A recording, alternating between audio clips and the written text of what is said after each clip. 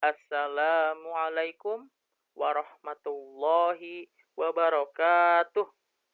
Apa kabar siswa-siswi kelas 5 yang soleh dan solehah? Semoga sehat, selalu dalam lindungan Allah Subhanahu wa Ta'ala. Baik, pada kesempatan yang berbahagia ini kita akan belajar bersama pelajaran fikih, tema kurban. Sebelum kita belajar, mari kita baca lafaz basmalah bersama-sama. Bismillahirrahmanirrahim.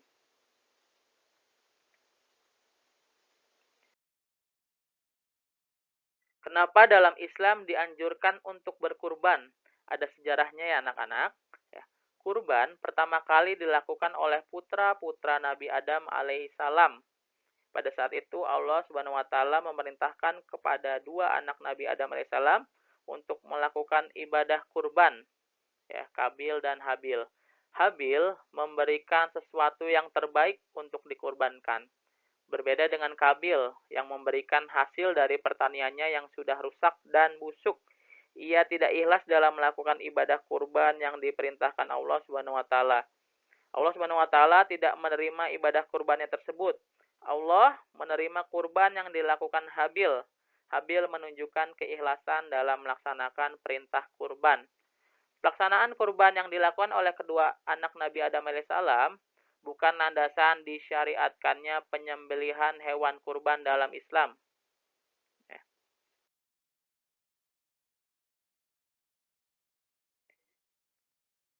Landasan sejarah ibadah kurban yaitu peristiwa yang terjadi pada Nabi Ibrahim alaihissalam. Melalui mimpi yang terulang hingga 3 kali, Allah Subhanahu wa taala telah memerintahkan Nabi Ibrahim alaihissalam untuk menyembelih anaknya dari Siti Hajar, yaitu Nabi Ismail. Ya, peristiwa ini merupakan gambaran cinta yang tulus dan ketaatan yang tinggi seorang hamba kepada Tuhannya, sampai merelakan anaknya sendiri untuk dikorbankan demi menjalankan perintah Tuhannya. Ia yakin bahwa Allah Maha Pengasih, Maha Penyayang, dan Maha Adil, sehingga tidak akan mencelakakan dan menzolimi hambanya. Ya. Semua itu terbukti ketika Nabi Ibrahim alaihissalam bersiap-siap untuk menyembelih anaknya.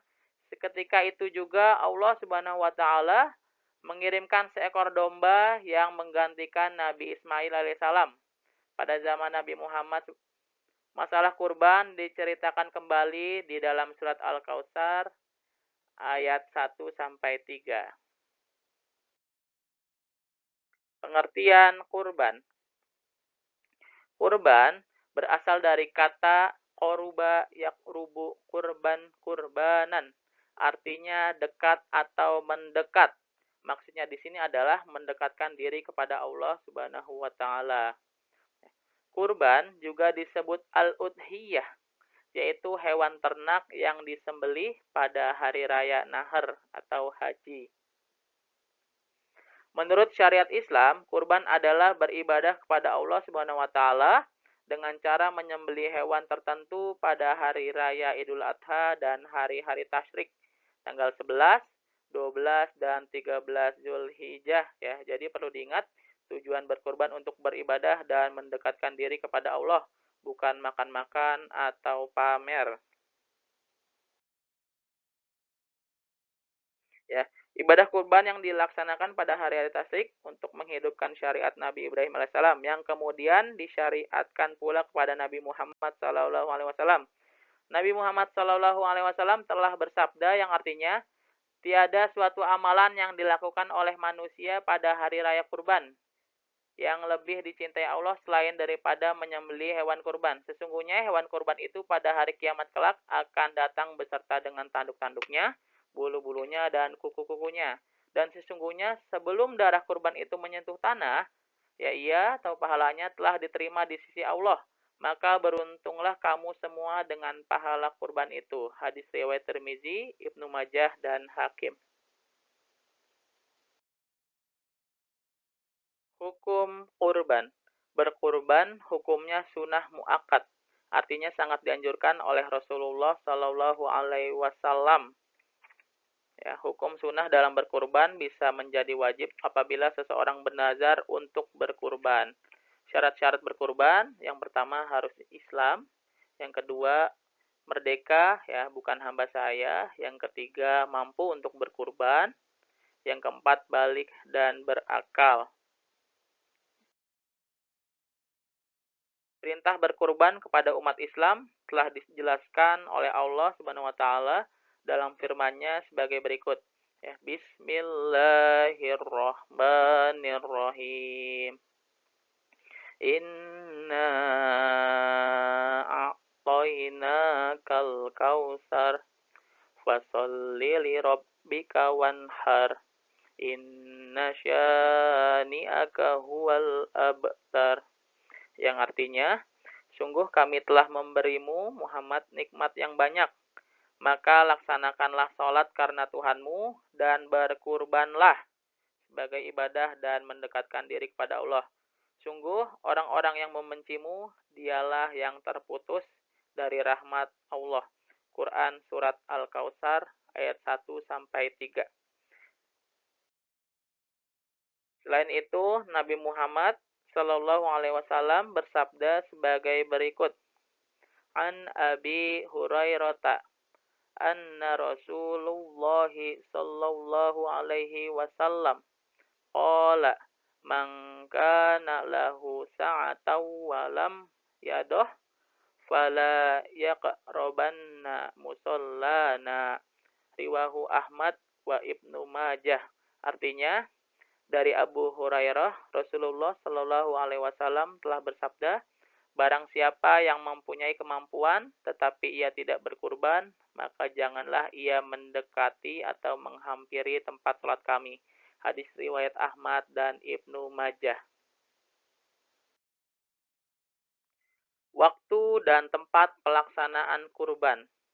Waktu melaksanakan ibadah kurban yaitu setelah sholat Idul Adha dan pada hari tasyrik, yaitu tanggal 10, 11, 12, dan 13 Zulhijjah. Sedangkan waktu berakhirnya kurban adalah saat terbenamnya matahari atau sebelum maghrib tanggal 13 Zulhijjah. Ya, menyembelih kurban sebaiknya dilakukan pada siang hari pada tanggal-tanggal yang telah ditentukan tersebut. Menyembelih pada malam hari hukumnya sah tetapi makruh. Diutamakan tempat penyembelihan kurban adalah di dekat tempat sholat Idul Adha, di mana kita sholat, misalnya lapangan atau halaman masjid. Ya, akan tetapi hal tersebut tidaklah wajib karena Rasulullah Shallallahu Alaihi Wasallam juga mengizinkan penyembelihan hewan kurban di rumah sendiri. Sahabat Abdullah bin Umar radhiyallahu anhu menyembelih kurban di manhar, yaitu pejagalan atau di rumah pemotongan hewan.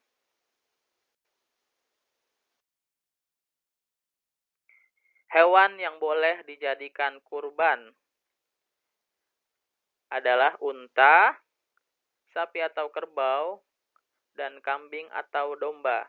Selain hewan-hewan tersebut tidak dapat dijadikan kurban, misalnya itik, ikan, ayam, dan lain-lain. Allah Subhanahu wa taala berfirman dalam Quran surat Al-Hajj ayat 34 yang artinya, dan bagi setiap umat telah kami syariatkan penyembelihan atau kurban, agar mereka menyebut nama Allah atas rezeki yang dikaruniakan Allah kepada mereka berupa hewan ternak atau bahimatul an'am.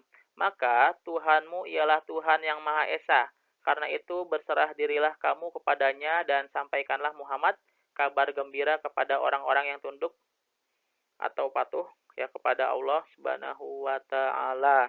Ya, dalam bahasa Arab, kata bahimatul an'am, binatang ternak, hanya mencakup unta, sapi, dan kambing atau domba, bukan yang lain. Ya, adapun kerbau disamakan dengan sapi. Ya, seekor domba atau kambing untuk satu orang. Ya, dan seekor unta, sapi atau kerbau untuk 7 orang.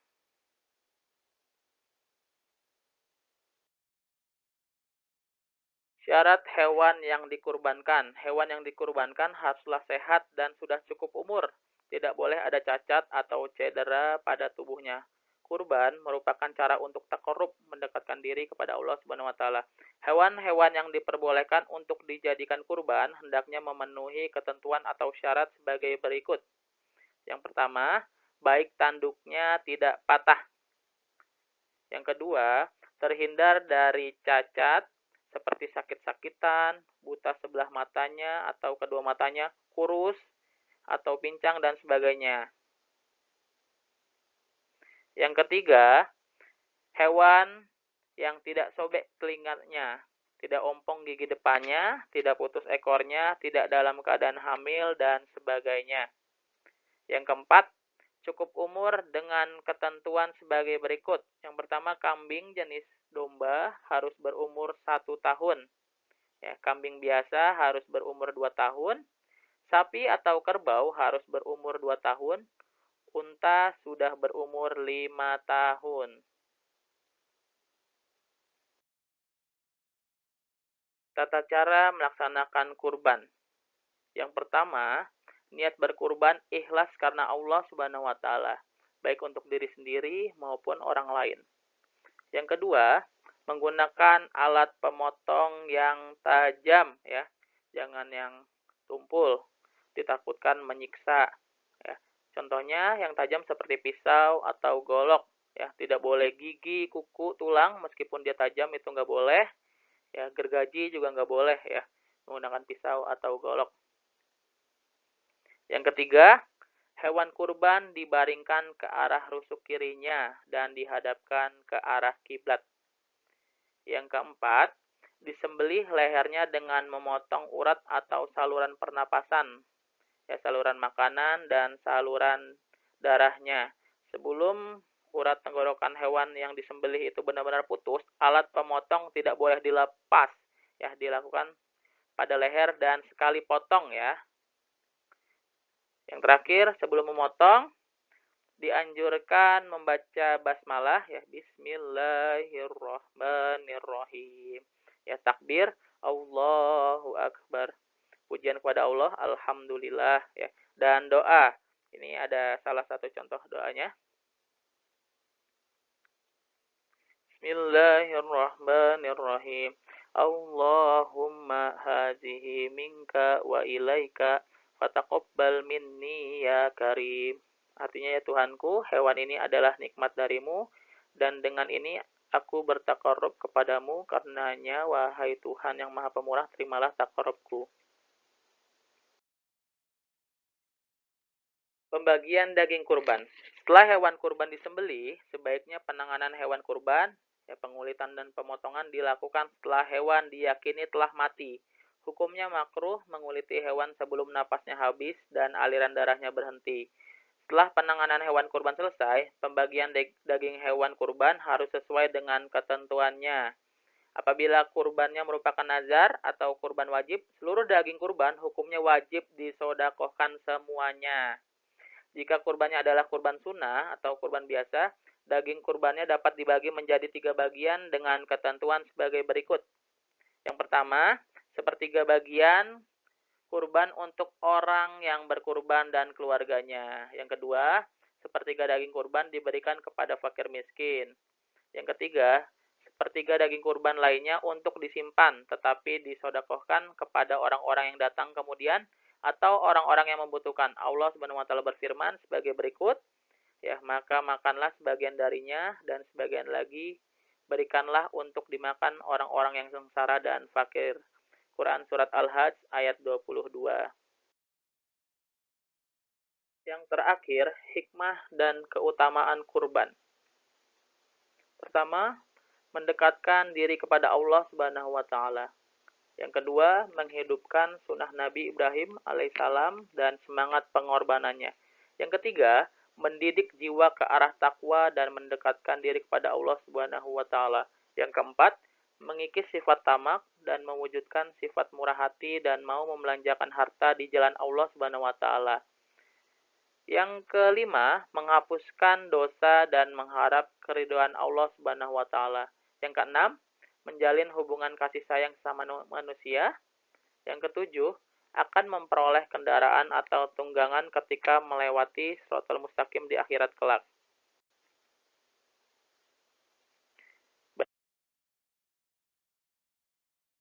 Baik, anak-anak, pembelajaran kita hari ini sudah selesai. Semoga kita semua sehat selalu, dimudahkan dalam belajar, dimudahkan dalam menghafal. Terima kasih.